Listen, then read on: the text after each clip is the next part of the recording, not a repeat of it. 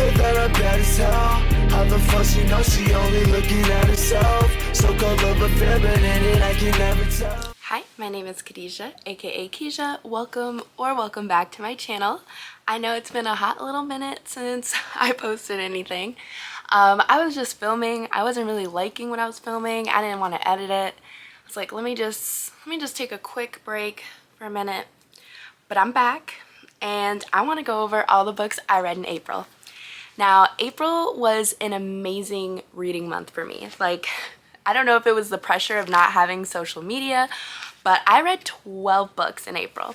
So let's just go ahead and get into it. I may not go into detail because honestly, some of these from the beginning of the month I don't remember, or they weren't that great and I don't remember much about them. So let's just go from there. So to start off April, I did read Remain Nameless by Hey Jude 19. One second, let me grab my copies. Okay, sorry, I'm back.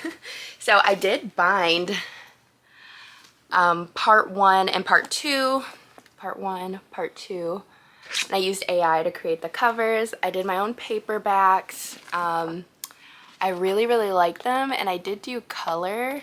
I wonder if you can see it. Yeah, I did do a bit. I printed in color. This fanfic has my heart and soul. It is probably my new favorite fanfic ever. I absolutely loved it. I also did some hardcover, like leather bound copies.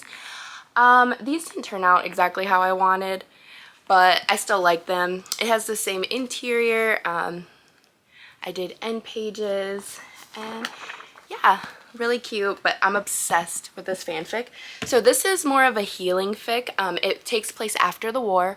Draco has been having issues dealing with PTSD. He's an outcast because he was a Death Eater, and he needs a routine to like keep going. So he starts going to this Muggle cafe every day, and one day he sees Hermione there, and essentially it goes from there.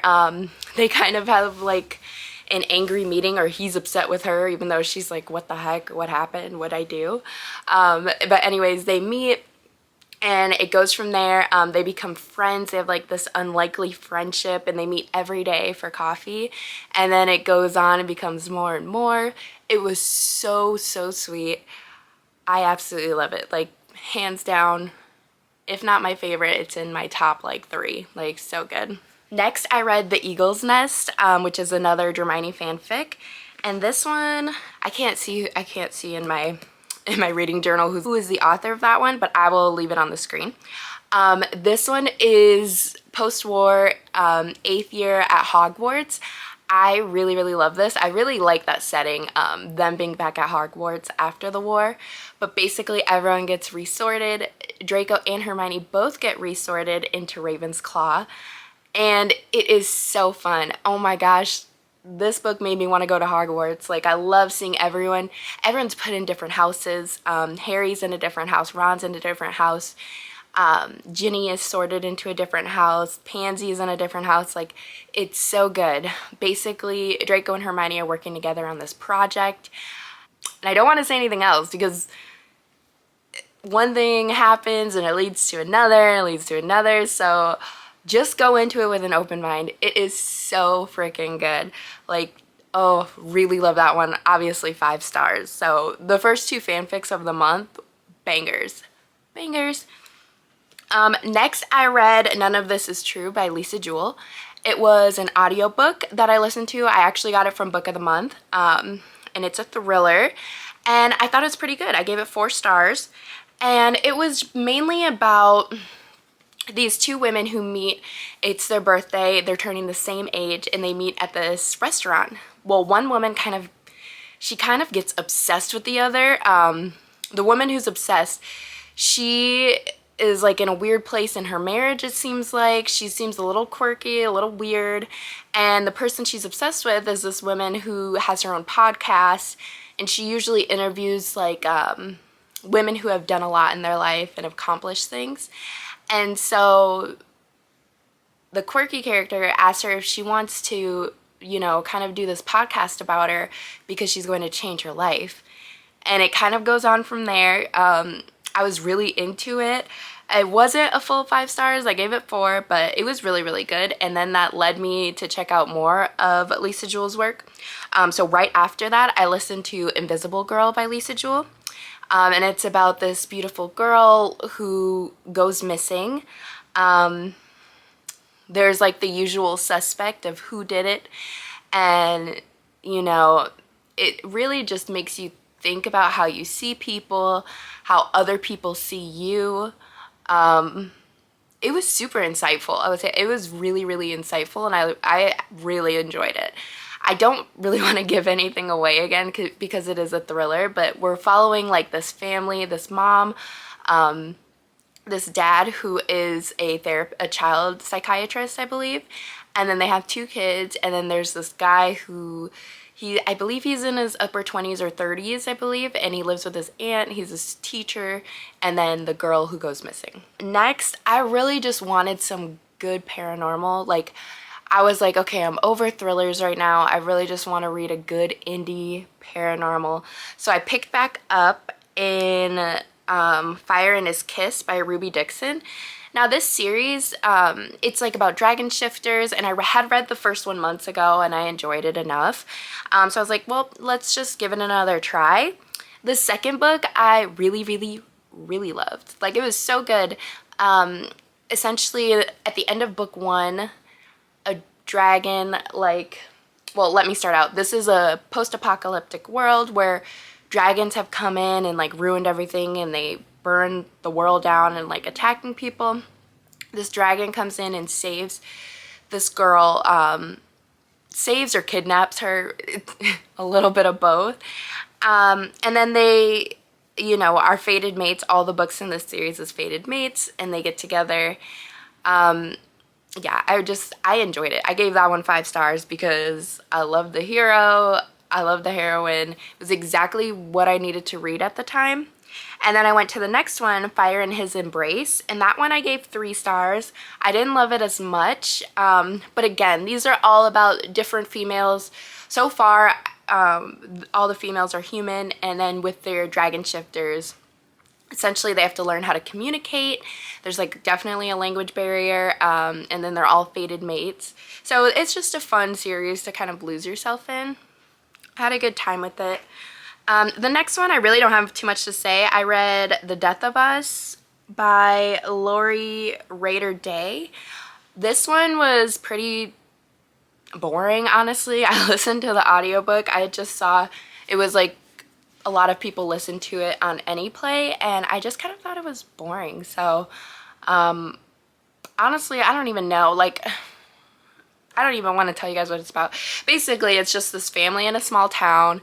A car resurfaces in this family's like pond, and it's murder mystery. Again, I was halfway listening to that. I was so bored I almost DNF'd it. So yeah, I gave that one I think 2 stars, maybe 1 star. It just wasn't for me. Next, I read another fanfic, a Dramini fanfic, of course. It's called A Jersey by... Oh, I don't have the name here either. I'll list it. But it was a fanfic called A Jersey, and this was really cute. This was like years past post-war. Draco is a father, and he plays professional Quidditch. Hermione had recently broken up with Ron because she found out he was cheating on her, and she kind of wanted to make him jealous, so she goes with like Ron's family to a Quidditch match, professional Quidditch, and she asked Draco to wear his jersey to make Ron jealous. And Draco's like, okay, but can you watch my son during the game because my usual babysitter is not available? So she ends up watching Scorpius, and their relationship is so cute. Scorpius loves Hermione, and I love single dad romance, especially single Draco. It was really, really good. 100% recommend. And it's like a shorter fic, so yeah, I definitely want to bind that one to a paperback pretty soon here. So next, I went on a Kristin Hannah journey, like completely. I pretty much, excuse me, I pretty much read so many of her books. So she was one of the authors I wanted to give a try this year, and I had picked up Night Road at Barnes & Noble. So I was like, okay, I'll give this a shot. I did listen to it on audio because Anyplay has like a ton of her books. So I listened to it, and it was okay. I gave it 3 stars. Essentially, it's about this girl named Lexi. She goes to live with her aunt because her mom was a drug addict and she passed away. She has to start at a new school. At that school, she meets another shy girl, who then becomes her best friend. Well, her best friend's twin brother is like the all popular guy, and immediately they just have like this connection. And it essentially follows their lives through the years. And, you know, things go down. If you know Kristin Hannah, you know her books are usually kind of sad, a little bit depressing sometimes. So something does happen, and it affects everything. It affects the relationship that Lexi has with everyone in so many different ways. There was some points in this book where like the mother of Lexi's best friend and her brother was like kind of annoying me, but also it was like, it was understandable. Yeah, I mean, it was okay. I didn't love it. I probably won't reread it. But yeah. So I started with that Kristin Hannah book, and then next I read The Nightingale. I also listened to this one. This takes place, this is like historical fiction, France 1939, and France is occupied by Germany during that World War and the Holocaust and all of that situation.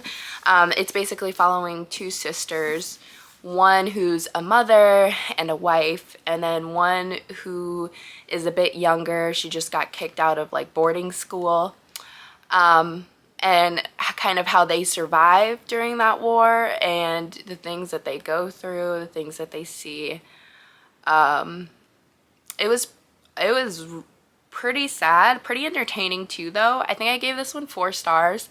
This was like my first like historical fiction that I've read, and I really didn't mind it at all. Like, it wasn't my favorite, but it was pretty good, and like I said, it was interesting. I do like reading about wars and everything, like, now that I found from this book. I don't know if it's specifically wars, but more what people went through during those times. So this one was pretty good. I can see why everyone loves it, and it has so much hype. The next one I don't own, but I read The 4 Winds by Kristin Hannah. This was a 5-star for me. It takes place, honestly, I don't know the exact date, but during the Great Depression in the United States, in like the Dust Bowl. And we follow our character who, essentially we follow her since she's young, but eventually she has a family of her own.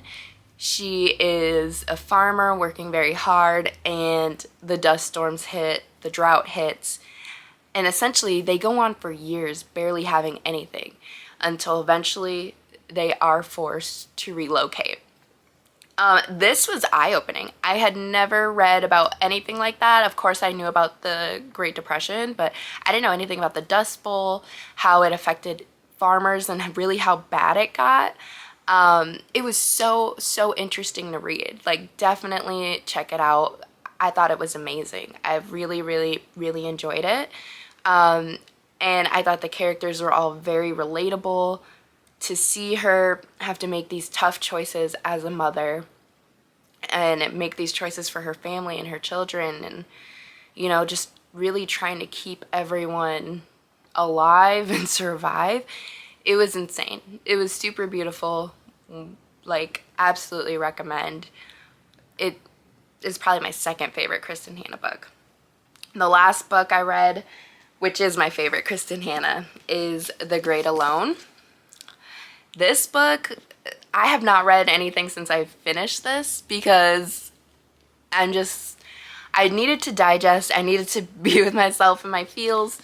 Now, I didn't cry in any of these books. I know there's like videos of people crying and stuff. I didn't cry. I'm just not really a crier, honestly. But this book, like, spoke to me. Like, it really, like, I really felt for the characters in this. So, essentially, this takes place in Alaska in 1974, and it follows Lenny. Now, Lenny's father was in, I believe it was the Vietnam War, and he comes back like so many other veterans. He has PTSD. He's struggling a lot, but back then they didn't really have help like they do now for soldiers. And so essentially he comes up with this idea, like, we're gonna move to Alaska, you know, we're gonna live off the land, we're gonna homestead. So they her mom and her father, they up and move to Alaska, and it's about the people they meet, the struggles they have being in such a dangerous place, living off of the land and dealing with her father's PTSD and trauma. There is domestic violence in here. It was so interesting to read about, and I really felt like I knew these characters, and it was amazing. This definitely, go read this one. Like, this is definitely my favorite Kristin Hannah ever, and I can't wait to read more from her. This one is heavy though. It's heavy, so any of her books, all of her books, if you're gonna try them, just be ready, because check your triggers if you want. I didn't check any triggers before going in because I didn't want anything to be spoiled for me, but if you're somebody who's affected by things and you do have triggers, definitely check them before going in, because these books can be really hard to get through. But they were really good, and I found a new favorite author. I tried a new genre that I'm really loving, and I can't wait to try more.